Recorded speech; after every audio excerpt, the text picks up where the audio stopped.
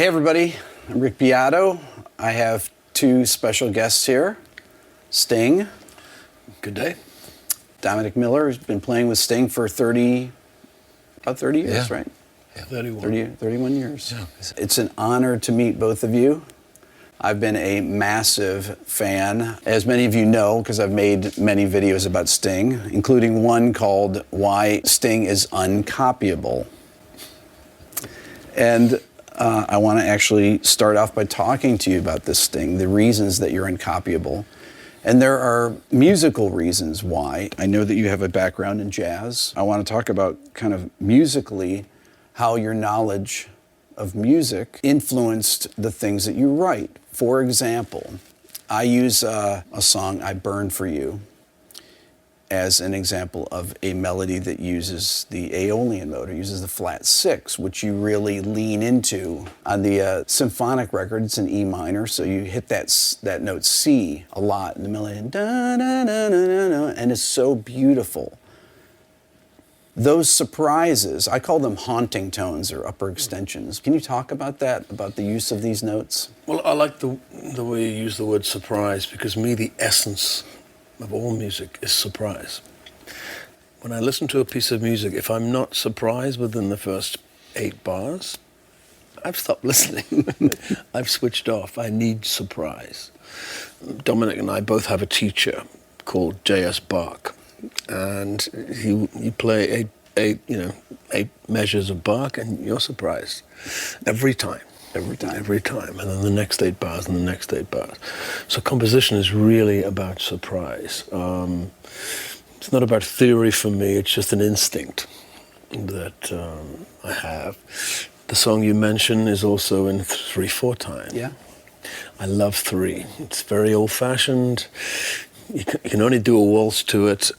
It's not military, but there's something about a waltz that I'm a sucker for, 6/8 time, which I adore. And, I just have fun with that stuff. I'm not here to belong to a genre or adapt myself to any kind of rules. I just do what I instinctively feel I want to do. And I'm lucky to have that opportunity and that privilege to do that. I'm also helped by some fantastic musicians who feel the same way, exploring the whole spectrum of music and not just saying, we're in this ghetto here, but they're not. They play everything, jazz, classical, pop, soul. So the impetus for these ideas, though, when you're starting to write a song, historically, you would start with the instrumental demo. Tell me about the process of how you actually craft a melody and a song and a lyric. You start with a little germ of an idea, a cadence. Your fingers might find something. So that's interesting. Let's take it a little further. Without that spark of interest, without that little building block, there's nowhere to go, So you have a guitar riff or something, but a guitar riff is not a song. Right. A guitar riff needs to be structured. And once I have a structure of a song, maybe a traditional structure, verse, chorus, bridge, key change, coda, that's the ideal for me, even though it's not terribly fashionable at the moment. The structure tells me a story. Some people listen to music and they see color. Mm-hmm. I see characters, I see situations, I hear lines that people say or a refrain, but it's the music that's telling me the story, but it needs structure. A riff on its own won't do that. So what will you typically do first if you're writing a song like Fortress Around Your Heart? That's a song that I talked about in my video about why you're uncopyable. Now that song is very odd, actually. Oh boy, it's incredibly melodic, yet it changes keys 3 times just in the verse. You start in G minor to A flat major, and then you get on F sharp minor, which is very weird, yet it sounds completely normal to the ear. And then you go into the chorus, which is in G, E minor, D over F sharp, G, then C, A minor, C, D. How would you even come up with an idea like that? That song is so unique. It starts with there's 3 chords, and then I just go on an adventure with it, and just find it. It writes itself, and you just have to be open to it. You just have to be in a state of grace where the music will tell you where it goes next. You know, how do you know I'm supposed to go there? I just do. You know, I'm not a trained musician. I'm not a conservatory musician. I just have this trust that harmony will lead me in the right direction. You're not a trained musician, but you played gigs as a jazz musician. I held a for job years. down, you know, reading charts Yeah. in a big band and in the theater. I could still do that if I had to. I'd need to brush up a little bit. So you're somewhat of a trained musician. Yeah, I just didn't go to a conservatory. But, Right. I envy people who did. At the same time, it forces you to exercise a different kind of muscle. You know, I know some amazing musicians who can play just about anything, but don't write. Right. know? So there's a different part of the brain which is used. So I'm happy where I am. Are there any of your big songs that went unfinished for a long period of time? They all come I'll like finish. that? I'll finish them, or I decide not to finish them. Mm-hmm. Lyrics are difficult. Dominic would say, "Where'd you get that lyric from?" I said, "I just walk in the garden and it's under a rock." Now we wrote a song together. How many years? 30 years ago. "Shape of My Heart." Mm-hmm. Dom came in with this fantastic riff, beautiful cadence, sort of Bach-like descending bass line, and I said, okay, so we spent the morning, you know, structuring it, making it into a song. Here's a verse here and a verse there, and there's a key change there.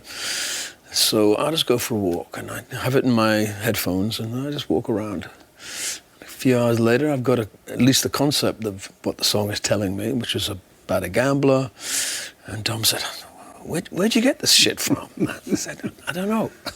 It just occurs to me, but the music tells me the story. Dom, when you played that riff, that thing has been sampled by so many people and used for songs.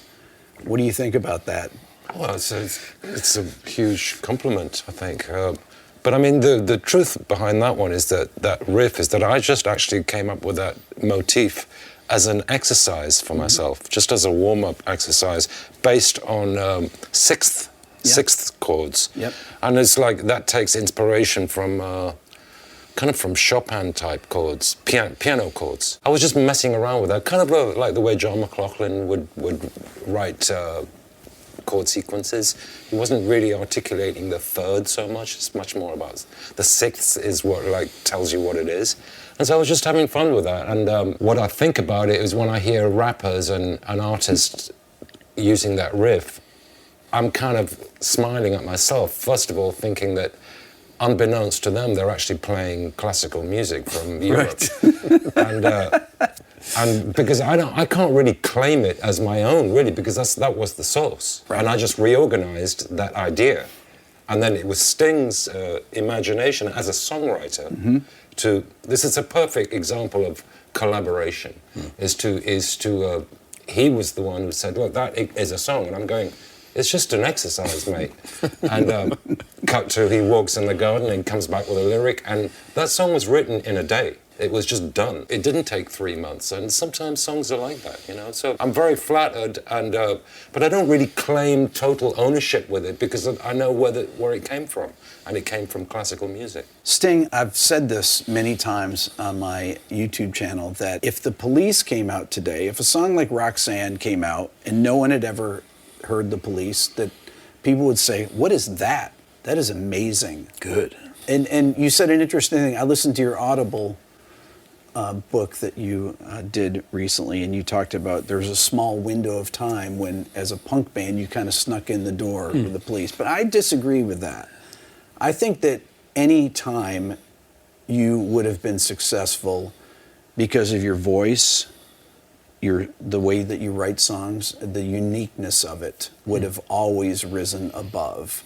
Roxanne, in its form that it was, out in 2021, people would say, what is that? That is amazing. What do you think about that? You know, I opened the current show with a version of it that I wrote in Paris in 1978, just on a guitar. It was a kind of a bossa nova. Mm-hmm. Same melody, but the same chords, but without that quirky thing that, you know, Stuart and I worked out together, where the bass was on the second beat. But the song still resonates today as if it was a modern song. And a lot of our songs still do. They're not rooted in time, they're sort of unmoored. That's right. And that's what I like. I love that. They don't sound like they belong to 1978. It belongs to now. When I was in 10th grade, it was 1978, and the first time I heard that on the radio, you could hear your voice above the noise of the car, even with the radio down low, because the register that you sang in. And I immediately turned it up. I said, what is that? Wow. And then I'd ask my friends, have you heard that song Roxanne? It's like, yeah. Who is that band? It's like, they're called The Police. I think register's interesting. You know, most heavy metal singers sing up high, there. yeah. So I'm a heavy metal singer, but I have a little more melody. And it's the same way that, you know, to get above the noise of the band, you need that register. You can't be a baritone with a rock band, really. Right. The same way a sergeant major in the army would scream and yell on the parade ground. You know why? Because they had to get over the sound of artillery in battle. You know, charge or retreat. They needed to be heard. Singers have the same need. I would argue that voice then, today, on the radio or on Spotify or on Apple Music, would have the exact same effect. You just don't hear singing like that. And frankly, the song forms, maybe they might have to be altered slightly. Maybe the interlude after the first chorus is chopped out and you go right to the second verse. You know, I think of, you know, King of Pain. It's so an odd song, right? It's still an odd song. Is. It still is an odd song. What's up with the long break in there? How was the timing of that? Was that just, were you guys looking at each other and? We're just messing around. Just goofing around, right? Yeah, I just thought of it as a sort of operatic song, really. There's different chapters in it. We didn't care. I mean, we just wanted to have fun. Well, your music changed from The Police to Dream of the Blue Turtles. Your music was evolving. It started evolving really on the Ghost in the Machine album, more keyboard. You were using more keyboards. Keyboards, I guess, were being invented at the time, really, right? You know, so it's like you start using more keyboards, and then on Synchronicity, and then Dream of the Blue Turtles, big departure, stylistically, new band, but melodically, even more sophisticated melodically. The songs were evolving, but they were still songs that were hit songs. Yeah.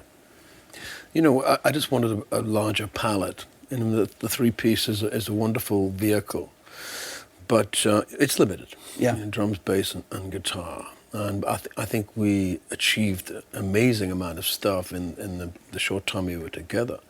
Very unique. But I just wanted a broader palette because I was song-driven and not necessarily band-driven. Right. So I then started to form bands which could play whatever I wanted to write. So the first album that I did without the Police was with Branford and Kenny Kirkland and Omar and Darryl Jones, fantastic group, all from the jazz world. And that was one thing, but the palette was widened, and then I formed a band with Dominic and Vinny and David Sanchez.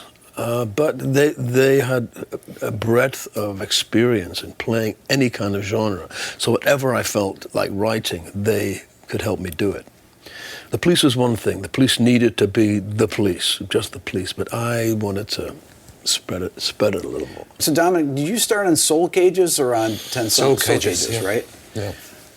I want to come back to one thing about the Police. I went to the Rock and Roll Hall of Fame induction ceremony a couple weeks ago in Cleveland. I was struck by the fact that I thought about the Police when I saw the Police on the wall there, and I thought, there is a band that went out at the top, and how few bands go out at their peak. Is that satisfying? It has to be.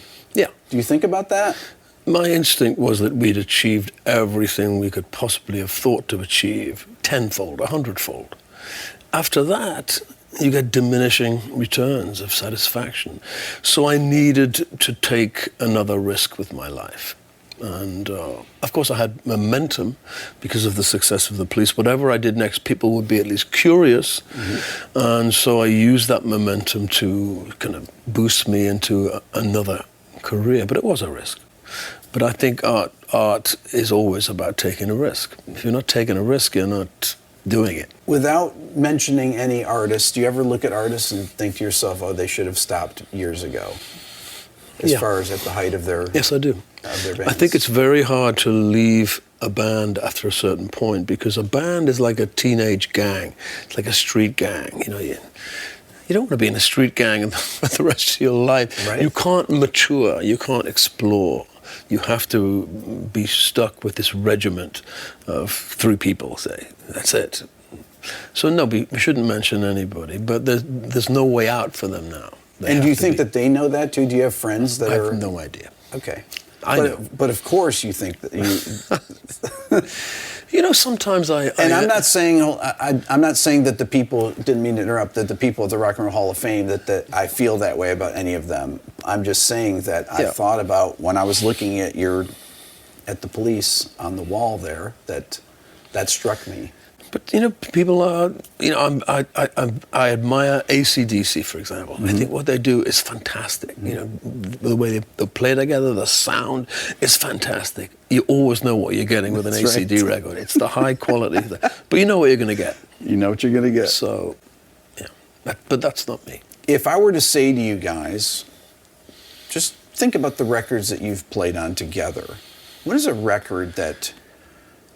there's always records that come out, you know, where the production and the songwriting, where you listen back to, you say, boy, we nailed it on that. Is there a song? What's something that you feel that way? I think 10 Sumner's Tales is probably the one that stands out for me, because from top to bottom, every song, it's like perfect. But for more emotional reasons, probably the Soul Cages, because I didn't know Sting then. He didn't really know me. And in a way, I had a lot more freedom as a musician to just do my thing, because he was trying to discover who this new guy was. So I had total freedom on that record. And it was my first, you know, entry into the Sting world. And so for that reason, I think Soul Cages. But what's your opinion? Well, we should diverse, really. We should talk about your audition. Do we have to talk about Yes, we that? do. I think it's very important for musicians to realize this. So Dom turns up in New York. I've heard he's got a good reputation in London. So he turns up and he's struggling to get a sound out of his amp, and he's checking valves and he's checking everything. And this goes on for a long time. It's kind of getting frustrating. And then I just turned to the volume knob on this guitar and turned it up. So at that point, I thought, okay, just tell me to F off now, and I'm fine with that. Right. I got a trip to New York out of it, and I'm going to go out for a nice meal. And but then we jammed. What did we jam on? What did we jam on? We jammed on Ain't No Sunshine. Ain't No Sunshine, and we did a bunch of different things, all genres, and nothing was a real problem. Because I'm a muso, I've been listening to all the stuff that you've been listening to, Rick, you know, like a Weather Report, John McLaughlin, you know, like a lot of everything, you know, rock, Jeff Beck, you know. Yeah. So nothing was a real problem, but, you know, we just jammed and... I think we wrote a couple of songs that day, actually. Probably, but I wasn't really nervous at that point because I thought I've already lost the gig. So, so I thought, let's just do this, but it just kept going on and on and on, and after about 3 hours, I was ready to go home, you know. I'm fine with it. I got to hang with Sting. We jammed and it was cool. And then he went, I just want to have a word with you. And he said, what are you doing in the next few months? And I went, what do you mean? You know, well, do you want to hang in this band? And I went, yeah, absolutely. So cut to 30 years later. And we had Manu Katché on drums. Yeah, Manu Katché. Pretty good trio. You know, not too shabby. But that album for me, if you're asking about a record that means something to me deeply, it's the Soul Cages, you know, and it's my least understood record in many ways, but it has a constituency of the recently bereaved. They will come up to, you know, because I just lost my parent. Both my parents died in the same year, so that's what I was subconsciously writing about. And to this day, people come up saying, "Oh, my dad died. That album really meant a lot to me," and which it's very nourishing for a songwriter to hear that your songs have a utility beyond just, for your own solace. It actually helps other people. So that album is a very special one for me. It was Dominic's, introduction into my world. Kenny Kirkland was on that record, and Manu Katché. Man, they were great sessions. They were very emotional. But I remember on that album, Stingo, that when one of the first song that we recorded with Kenny Kirkland, he was in his own booth, and I'm like, wow, this is so cool. Headphones are on and we're doing a take, and Kenny's playing away, and then he tacits. He stops playing. I'm thinking, that's how these guys do it. That's like the school of Miles Davis, and the people know when not to play. And then we carry on with the song, and still he's not coming back in. And I'm thinking, okay, well, he's not coming back in. And then we got to the end of the song. He never came back in. And then when I went to the control room, I had to go via Kenny's booth to get to the control room. He was asleep on the couch. So I thought, laid okay, back. This is the world of Sting. This is how laid back these musicians are. And that's how they lay out. And, right. I think I remember you doing an interview when 10 Sumner's Tales came out. If I Ever Lose My Faith was the single, and you said that you would never make a record unless you had a couple these flagship songs, at least these singles like that. Yeah. And I thought that was a very aware thing to say. Can you talk about that a little bit? Well, if you have to define what I am, I'm a popular musician. I like to sell records. Yes. And that demands flagships. Songs that can get on the radio. Now that's getting more and more difficult at our age, because there's a great deal of ageism in our industry. But at the time, you needed at least 2 songs that the radio could, oh yeah, we'll play that. And then you could fill it in with interesting stuff. But you needed the flagship. And I think you still do. I think we've got one on the new record which comes out on the 19th, Rushing Water. It sounds like a flagship to me. So how do you know that you have these songs, Sting? Is it just that from experience, from having so many hit songs in the past, that okay, this is one? Or do you actually play them for people and kind of see people's reaction? Yeah. I mean, we're very collegiate. We tend to react from people's responses to songs, the other musicians, the people around us, the engineer, the wives, girlfriends, how they react. But I also have an instinct, very finely honed instinct for it. Some things will never get on the radio, but you don't care. They're good pieces of work anyway. But they need to be boosted by the flagship. When you finish a song, okay, let's say you're going to play it for Dom, are you nervous the first time you play something? You have a demo of a song? Or? Well, the whole songwriting enterprise is fraught with anxiety, Always. Will I ever write another song? Will I ever write one as good as that one? So you finish a song and that feeling of calm and satisfaction lasts about 20 minutes, and then where's the next one? And you're never sure. My theory of creativity is like fishing. You go to the river, you throw a line in, and you don't catch anything. Next day, the same. Next day, same. Maybe by Thursday, you catch a fish. But I know this, unless you go to the river with a line, you ain't going to catch a fish. So turn up. You turn up in the studio with your musicians. Be patient. Something will happen. Something will happen. Not immediately, but it will happen. Do you get up in the morning and write, oh, I have a great idea for a song, a lyric or something? Or do you actually have to sit down and just mess around till you come up with something? I mean, there's no one way to write a song. And I try all methods. I've started with a lyric first. But messing around is a good start. It's a good start. You clock on at 11 o'clock and you start messing around. And something, play that again? That works with that. Okay, twist that round. Let's take the tempo up a little bit, change the key. You're playing with plasticine and it's incredibly elastic. So you just have fun. And say, let me just sit with that for a while. You go for a walk and say, okay, I know what to do now. I put a verse in there and then a key change here. It's a jigsaw. I like puzzles. Music for me is a fascinating three-dimensional puzzle. But the arrangement is very important to you, right? Because you always historically came up with parts. Back in the Police, everybody thinks, oh, well, Andy Summers would come up with the drum part or with the guitar parts, and and Stuart would come up with drum parts. But you came up with these parts, the chord voicings and things like that. Yeah, that was your... Yeah.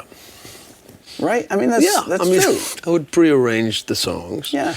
But, Andy and Stuart were fantastic musicians, and they would always add something to what I'd created. And I'm incredibly grateful for that. But I wasn't just limited to the bass, no. Right. But I think that's a misconception with people, that I always thought to myself, well, yeah, Sting must have come up with those voicings himself. Yeah. And I still do. Yeah. Okay, so Dom, when Sting plays you a demo of a song and he's got a guitar part on it, tell me about your process as far as how you take something. If I Ever Lose My Faith, there must have been a demo of that song, right? Actually, I think I was around when he came up with that. Okay. What usually fascinates me first, before anything else, is the way that Sting comes up with a 2 or 3 chord sequence that I just go, what is that? As you said earlier, his dialect or his language is uncopyable. Yeah. And those are the times where you're absolutely right. I'm thinking nobody else would have come up with those 3 chords. A good example is, let's say, The Hounds of Winter is the chords in that song, if you have a listen. It's like, where did that come from? So my process is just to like dig deep into it while he's already on to the next thing. He's thinking about, and I'll do a lot of the obsessing for him. You know what I mean? Yeah. And then I'll come back after I go for a walk in the garden and show some options around that idea. You know what I mean? Yeah.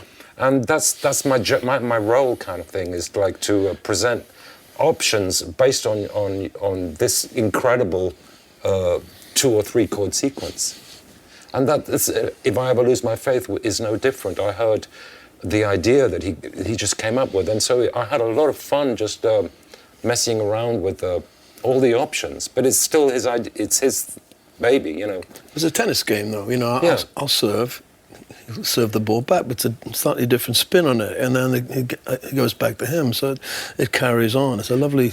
Interesting thing ricochet about that song. So in the first time around in the bass, you do that do-do-do-do-do-do-do-do-do, but then you don't do it the second time or third time. And that is such a hook. And it's just something that always will grab people's ears. It's one of these things that people don't notice, but they do notice it. The subconscious hook that's in the bass. Oh, I did that deliberately. Yeah. No, that's a total it's about deliberate thing, surprise. right? Yeah. And you expect to hear it again? You're not going to hear it again. Forget it. Right. And the fact that it doesn't happen the second time is like, oh, I got to wait for it to come around again. When's it going to come around again? And then the next verse comes and you hear it and you're like, oh, yeah, I love that.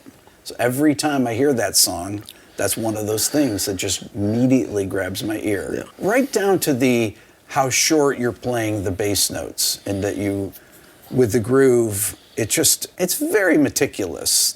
I know that you're very aware of all these things. It's a very interesting place to lead a band from, being the singer, being the bass player. Yeah.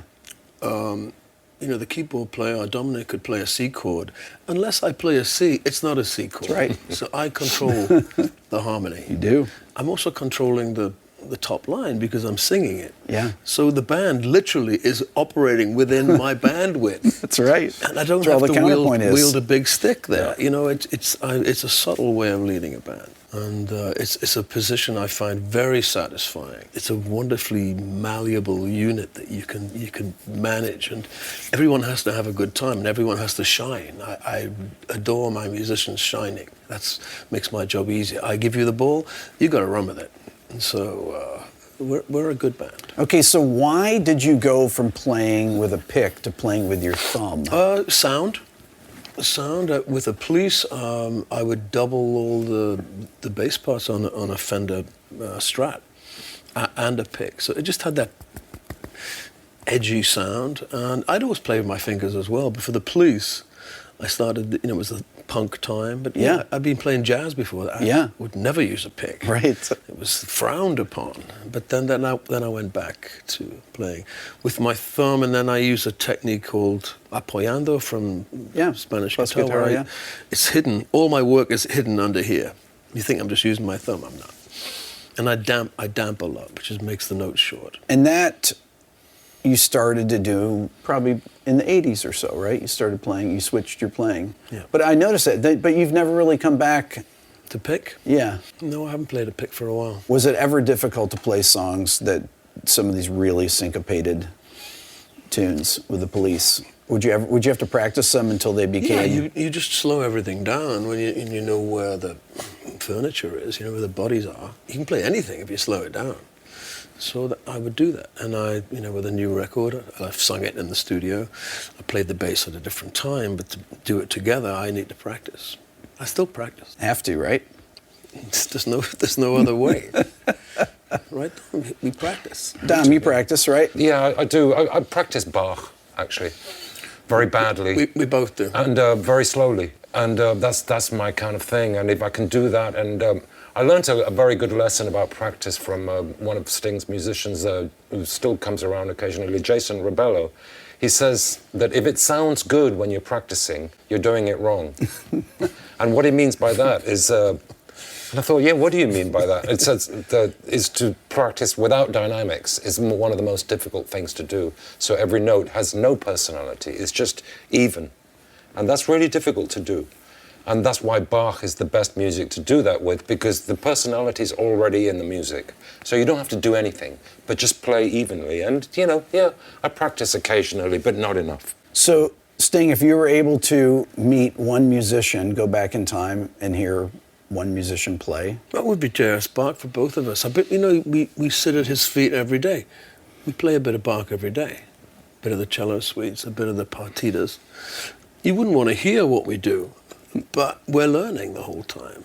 Absolutely. And so we're already sitting at his feet. It's all out there on the page. Do you think that music today is, from what you hear, I mean, you must occasionally fire up Spotify or see what's out there. Tell me what your thoughts are, without being, you don't have to be specific. What are your thoughts about modern songwriting, about things like auto-tune? There's some great musicians and great songwriters and great music out there. What I have noticed, though, is structure is slightly simpler now. It's minimalist. The bridge has disappeared. There is no bridge. For me, the bridge is therapy. You set a situation out in a song. My girlfriend left me. I'm lonely. Chorus, I'm lonely. You reiterate that again. And then you get to the bridge. There's a different chord comes in, and think maybe she's not the only girl on the block. Maybe I should look elsewhere. And then that leads to that viewpoint leads to a key change in the chord where things aren't so bad. So it's kind of therapy, and that's therapy for me. The structure is therapy. In modern music, most of it, you're in the circular, trap, really. It just goes round and round and round. And it fits nicely into the next song and the next song and the next song, but you're not getting that release, that sense that there is a way out of our crises. And we are in crisis. The world is in crisis. We're in a political crisis. We're in the pandemic crisis. We're in the climate crisis. Music needs to show us a way out. And modern music isn't doing that at the moment. So there is no music for today, right? There is no real music that describes what is going on in the world today. I'm looking for solutions.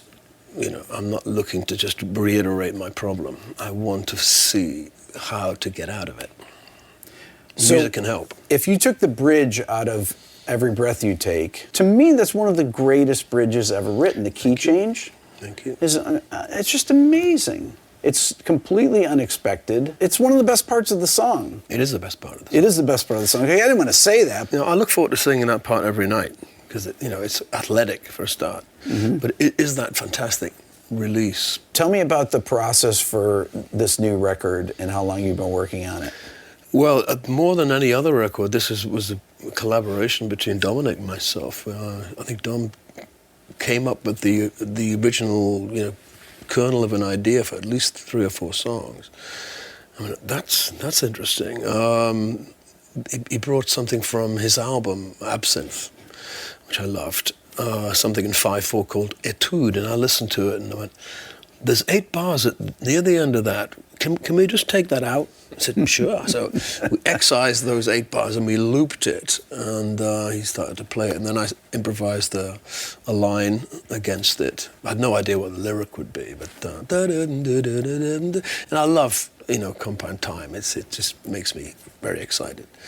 And we ended up with a song called Harmony Row. But the kernel of it was Dominic's piece. We did a waltz. We did a beautiful waltz. It's got to have a waltz. Again, I'm a sucker for a waltz. If he brings a waltz in, I'm there. And that was called the Bells of St. Thomas. So it's a lovely collaboration. Talk about making records in the 70s, Police days, versus the records that you guys made later on, as far as how much time you would spend. Yeah. With the Police, you came out with the records in 78, 79, 80, 81, and 83. And there was touring with all that. Yeah. How long would I know about the first record, but how long would the other records take? Not long at all. 2 weeks? Yeah, a few weeks. You wouldn't have that many choices. You would, it was a take. Yeah. Find a good take, and then, mess around with it. But now there's so many variables, so work expands to how many variables you can accomplish. But at the time, you had to make a choice, but you had to be able to play too. If you couldn't play, Let's talk about that for a minute. Being able to play when you recorded on tape. I mean, you guys started your careers. A lot of your careers were done recording on tape. People don't have to record on tape. People can record one bar. They can loop it. They can fix whatever. Yeah. Talk about the type of musicians that, like, how you had to actually be a decent musician to be in a recording studio or to make records back in the day. Well, I mean, to make a record, you had to have a certain level of musicianship. Right. People would do recording tests. For singers, had to go into a recording studio and make sure they could sing in tune, because there was no other way. They had to sing in tune. So musicians had to know how to tune their instruments, or know how to play. I prefer that we came up that way, just as I prefer that we learned our craft as performing musicians in clubs, in pubs, and of course that shop floor of that industry is gone now.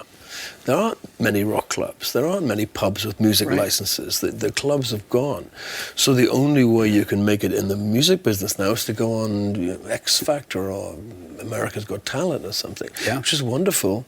But the groundwork, the backbone building of a career, it's impossible to have. And I don't envy younger artists that. I think you're missing something. I always wanted to ask you about the idea of songs with a one-line hook. Message of Metal has multiple single-line hooks that are repeated over. The Beatles were masters of this. I want to hold your hand, I want to hold your hand, I want to hold your hand. Let it be, they just repeat the same phrase 4 times. Yeah. And a lot of the Police hits and a lot of the hits on your solo career would have a repeated hook. I'm glad you mentioned the Beatles, because the reason I'm a musician is because of the Beatles. They were from Liverpool, I was from Newcastle, both port towns in the north of England, working class. They both had the same education as me. I went to a grammar school. They were scholarship boys, smart, working class kids. They conquered the world with their own songs, and therefore gave permission to a younger generation, a decade younger, permission to try the same thing. Oh, we'll try that. I know those 4 chords. I could do that probably, and we all tried. And some succeeded. Oh, some succeeded by the skin of their teeth. But we owe a lot to the Beatles. They really were an amazing influence on all of our lives. Tell me some Beatles songs that are, both of you guys, that you think are just incredibly perfect songs. Don't play Yesterday. No, don't do it. Don't do it. You'll like this. This is Dom's own version of Yesterday. He's making me do it. This is classic. All my trouble seems far He away. just likes it when I go to the major. I can't believe genius. I've been made to It's do genius. this It's genius. on your show. Yes, that's. I've got so many other things I could do. I think but that's. They probably should have done that. Paul should have done that. Sting, what is a great? Name me like a Beatles song that is you think is hundreds of them. Blackbird, Penny Lane. I like Day in the Life because that's Yeah. a great example of two songwriters with two songs. Two songs. It's Mashing really them two up. songs. But I love that that period of Beatles as well. You know, McCartney was asked last year, what song do you wish you'd written? And he picked one of mine. And Fields asked of Gold, for, right? for my reaction, saying, one, I wish I'd written like 100 Paul McCartney songs. So, yeah. I interviewed Peter Frampton, and I said to him, Peter, what's the best ballad ever written? He immediately said Whiter Shade of Pale. Oh, I love that song. He's like, Which that is Whiter very Shade of Bach. Pale. Very Bach. It's J on a G string. Totally. It's like descending bass line. I love the lyrics of that song because they're totally meaningless and that they sum up an entire era. You know, and they have their own internal Dadaist logic, which is fantastic. It's a great song. When did you start really getting into music? You know, I started listening to folk music a lot. In my area, it's a very strong tradition of songs, Scottish, Irish folk songs, but you know, from Newcastle, we're called Geordies, and coal mining songs, work songs, sea shanties. And then I got into American country music. I used to listen to Hank Williams and got the Hank Williams songbook and sat down with all the chord shapes and learnt, you know, 4-chord, 3-chord songs. Johnny Cash, of course. But, you know, my musical education was very wide. My mother was a piano player and she'd bring records into the house. She brought 78s of Elvis Presley and Jerry Lee Lewis, Little Richard. My dad liked big band, jazz and Sinatra. And then the BBC, there's only one radio station, would play everything from, you know, Beethoven's Fifth to the Beatles. And so you've got this sense that music was a broad spectrum and not just this kind of thing that advertisers designed, you know. Right. Let's just appeal to 19-year-olds. It was everything. And so music for me is a common language, and I like to be able to speak with all musicians. This weekend I'm working with an orchestra, and you know, I pride myself on knowing how that thing works and being able to discuss arrangements with those people. So music for me is a spectrum. Dom, did you grow up in the same way that listening Pretty much, yeah. I've just the Beatles, of course. You know, a cross section of. I was brought up in South America, so that was a huge influence on my musical upbringing. You know, like. You born in Buenos Aires? Yeah, in Buenos Aires. So Argentine music and Brazilian music was always there when I was a kid. So that mixed with the Beatles and the Stones and Paul Simon and Garfunkel. Yes, I mean, it's all the same stuff, and it kind of got into my skin. Do you feel like you were lucky, Sting, to have been born when you were? Because you guys were inventing the language. There's not a lot left to invent. Not that there's nothing left to invent, but it's very hard to stay within the parameters and that people will accept as popular music and do something original with it. You know, every time we think we've hit the wall culturally, there's a way through. We have hit a wall, and we're all searching for the way through. So I'm not entirely pessimistic. I have a sense of optimism. I'm looking for it. Everyone's looking for it. Some genius will break the wall down. This is where we need to go. But you know, I mean, modern symphonic music can't get past the 12-tone scale. I mean, it's a massive cliff. But I'm hopeful, and I think it's music and society and history are all very much wound up. You know, we're stuck at the moment. I think it seems like every 30 years there's some big shake-up, and I think the last time that happened was 30 years ago with Nirvana. Yeah. Where they just like, do you remember that time? Yeah, I do remember that song. That was when we were on tour at the time. I remember seeing that video on MTV and thinking, what the hell is that? And it just, since then, everything kind of changed. And so we're due for another, and I see what you, I'm not pessimistic either. I'm sure there's something out there ready to be revealed. Do you think that the way that young people consume music, though, with Spotify playlists being recommended to them, you know, using algorithms, that changes the way that... I mean, there's so many good things about the way you can stream anything. that you can think of. Yep. If any recording you can access almost immediately, and that's a wonderful tool for a learning tool. At the same time, it reduces music into a commodity you can turn on like coffee, and respect it less. You know, music 200 years ago, you had to go and walk 20 miles, right, maybe on a Sunday to hear it in church, or a concert once in a blue moon, or buying a record. You'd take it out of the sleeve and the inner sleeve, and you'd lovingly, ritually place it on the thing, and the stylus would go on, and the white noise. That was a religious exercise for me.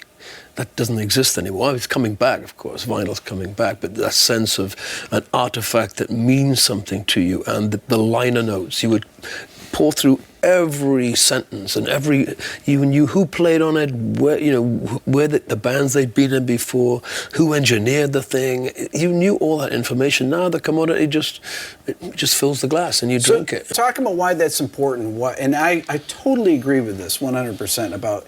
It's important to make the connection, not just who made the records, who's in the band even. Yeah. Who are the players? Everybody knew who the Beatles were. They knew they knew who all the Stones were. They knew who the Police were. They knew all your individual names.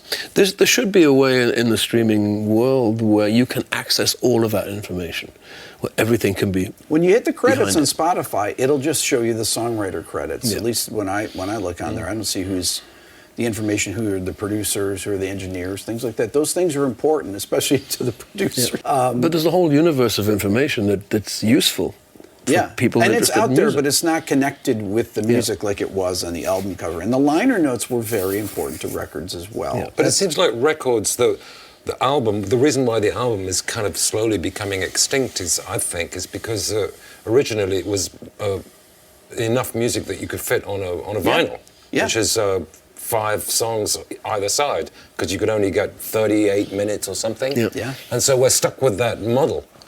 And the young generation now, I don't think they really identify with 10 songs as a collection. They just want to hear one song. I still think in that model, though. I still think about A-sides and B-sides. And, so do I.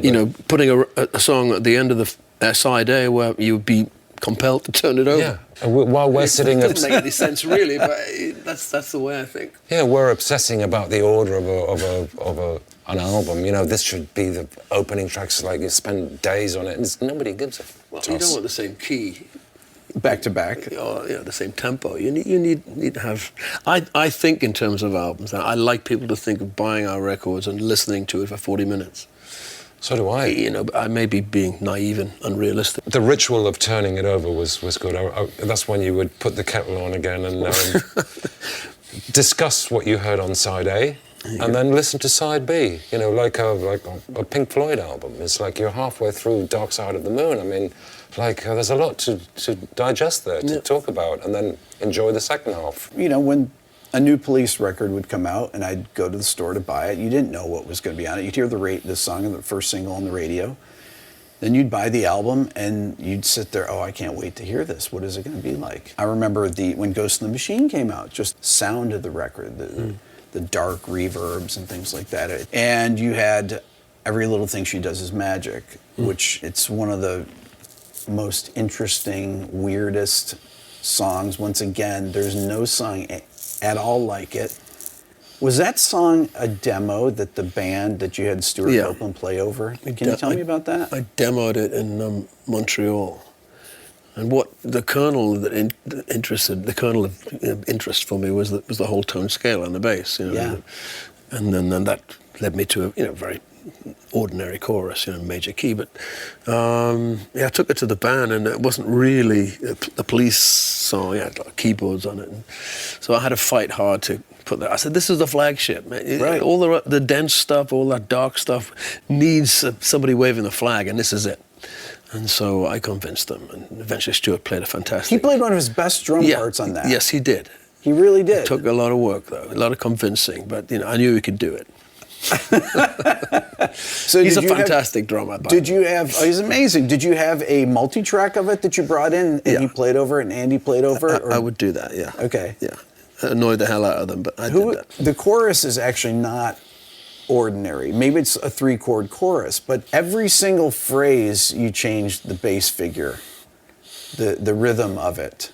Why not? I know, right? Is that something that you're just, okay, I'm just jamming on this? I'm just jamming. Just jamming, right?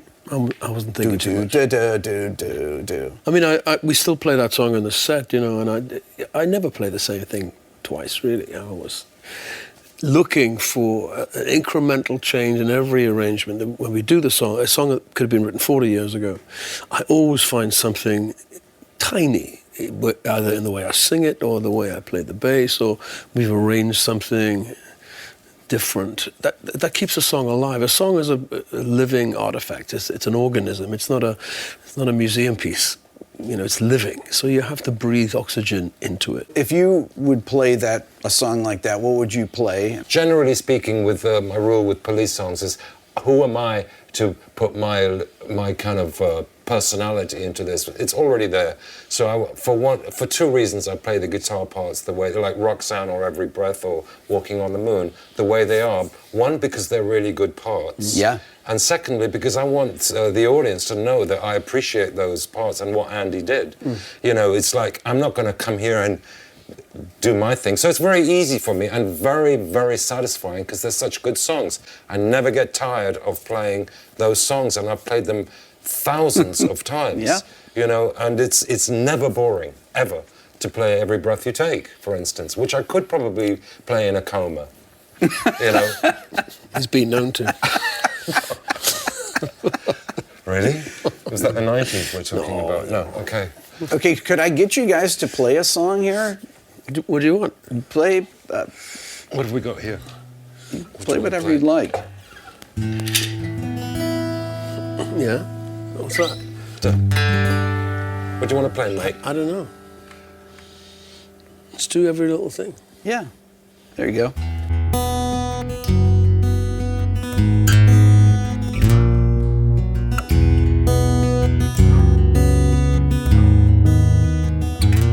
Though I tried before to tell her of the feelings I have for her,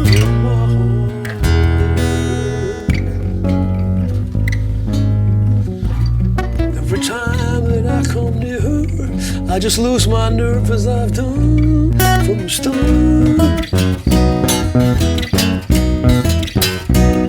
Every little thing does magic, everything she do just turn me on. Even though my life before was tragic, now I know my love for her goes on.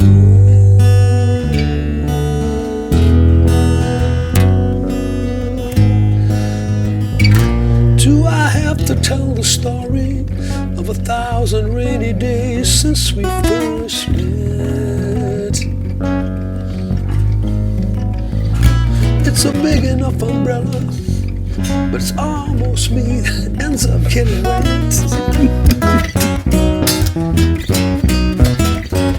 Are there ever don't you do this magic?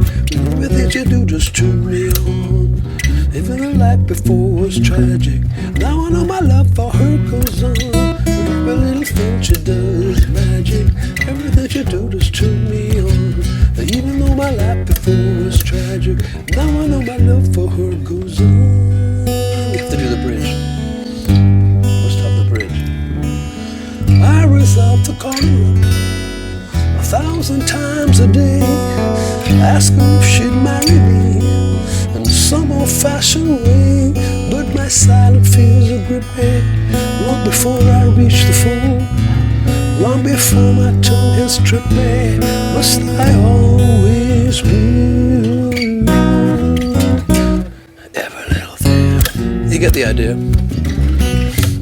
It's funny you mentioned that song because I've never really known what to play on that song. Yeah, it's very unguitaristic. I've never really figured it out. And also we're playing it in a different key, and it's just like, it's on the record it's a lot brighter in the brighter key, but we just for one reason or another we changed the key probably to fit the narrative of the song before or the one after, or there's a reason for it and I can't remember. No, it was early in the set, and singing up high C that early was not a good idea. We shifted a good third down or something. A minor third, yeah. So play me a song off the new record. Now these are songs that you guys are... Were For Her Love. What would Oh, yeah, yeah. Is it D? 2, 3, 4.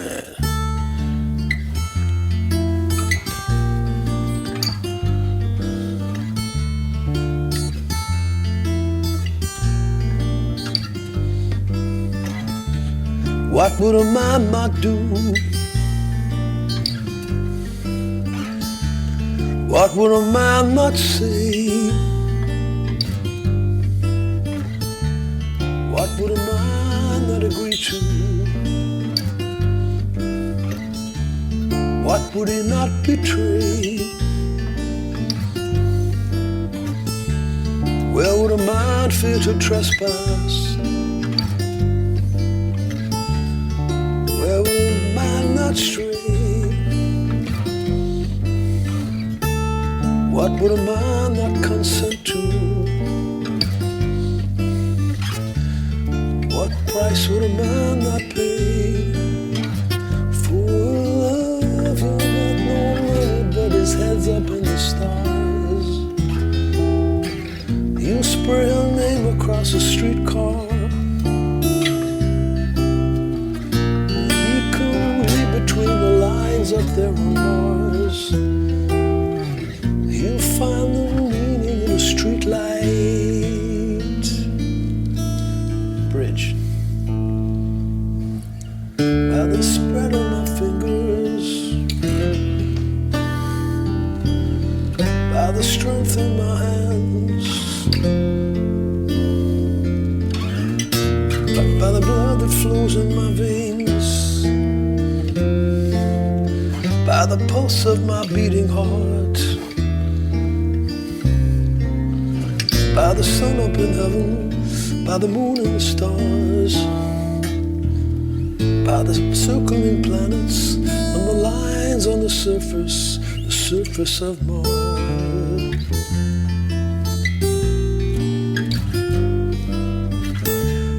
What would a man not do? What would a man not say for love? I remember. Beautiful. The record comes out this week. Sting, do records come out anymore, really, though? They just kind of appear. They materialize. They materialize. Well, it's coming out on vinyl and it's coming out on cassette. Did you know that? Going really retro. It's coming out on cassette. Amazing. Yeah. And Friday's the release date, but we've had a couple of singles, to get people's interest. That'd be a good reason to take my old car out again. You know. Has a cassette player in it. What about 8-track? No, that was a failed experiment, in my opinion. So, Sting, one thing I'd like to ask you about here is, what do you want to be remembered for? I'm proud of the songs that we've written over the years, of the body of work. Asking me, what's your favorite song? I don't have a favorite song. It's all one song, It's all explorations of my subconscious and my musical knowledge, what I've gleaned, and there's so much yet to learn. But I'm proud of how far we've got. And if this was it, I'd be perfectly happy. The legacy's fine. I'm proud of my kids too, and my family. But I'm proud of those songs. It's been an honor to be able to talk to you both. I really appreciate you guys being here today and Thank you, taking the time and playing. Looking forward to the new record coming out, and I hope to someday hang out again with you guys. Let's do it. A pleasure to talk to you. Thank you. Thank you so much. That's a wrap. Nice conversation. You got me to play yesterday, Stinger. You could have said no. Can we erase that? That's your trademark, Dominic. Martin. It's your trademark. You do a nice Paul Simon song, too, don't you? No, because I do. I play a lot of classic songs with one wrong chord. He likes it. It amuses him. I only do it for him. Yeah, but it takes a real musician to make that choice. Yeah. Do you remember Victor Borge? Yeah. Oh, yeah. That's what it was. The whole thing was that. Yeah.